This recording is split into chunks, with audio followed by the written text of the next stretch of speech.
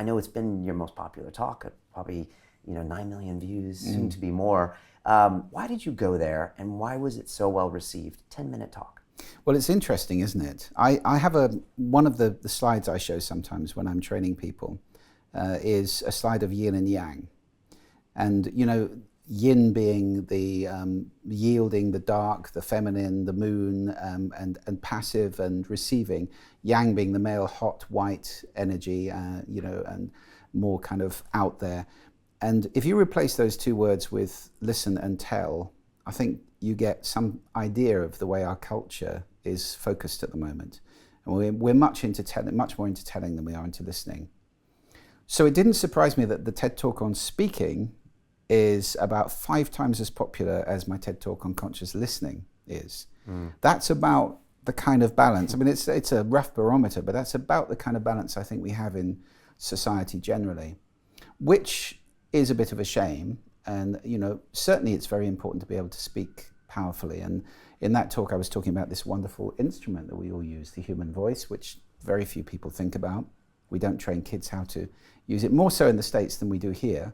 I know, American kids do a lot more public speaking than we do here, but, the joys of prosody and intonation and of register and of pace and pitch, and these kind of things, we barely touch on these things at school. This is an instrument we just are expected to pick up and learn how to play on our own. When you went through those things you just described in your talk, I didn't know that they were named that. I hadn't heard of prosody. Yet I knew exactly what you were talking about right away. Prosody is fantastic. I mean, I adore it. What is that? So people well, prosody is the sing-song of language. So if I speak in a monotone, absolutely on one note, then it becomes incredibly tedious, and that's where the word monotonous comes from, monotone, one note. So we need it to give our speaking emotion. And it varies from culture to culture. If you know... Rio de Janeiro is almost like a song. Oh, it would be. I love Brazilian prosody.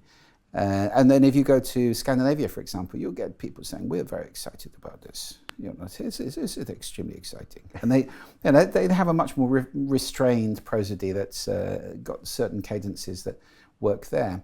So it varies culture to culture. It varies individual to individual.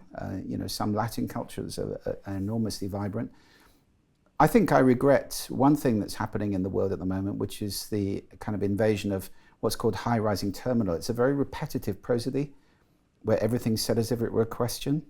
Okay. Is that a British thing or global? It came from originally Australia, and then it went into Los Angeles, and then through Miley Cyrus and all those kids' TV programs who will speak like this, I'm like this, and he's like this. Okay. Is it the Valley Girl? Is that it's the Valley Girl speak. Okay. And unfortunately, that became enormously popular, so now it's really become very prevalent. And, 2 reasons why I regret it.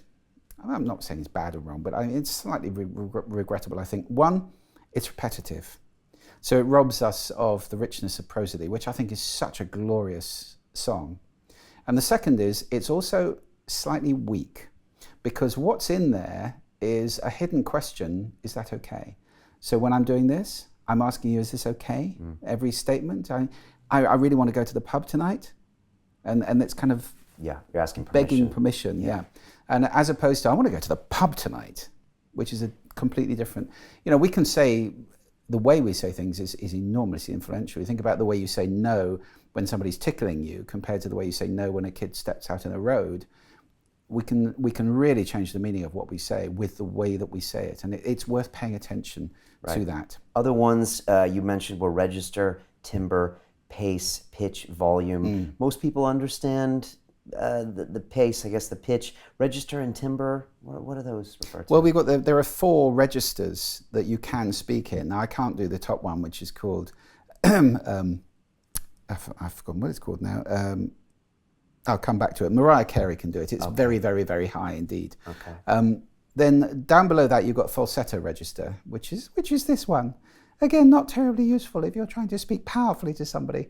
It'll remind people of Monty Python. He's a very naughty boy. That's register. It's used by a lot of singers. If you think about Coldplay or many, many bands, they sing in falsetto register, so it's popular for that. And it obviously hits us with certain emotions when we hear it. Yeah, it is used by quite a lot of elderly ladies. Hello, dear. How are you?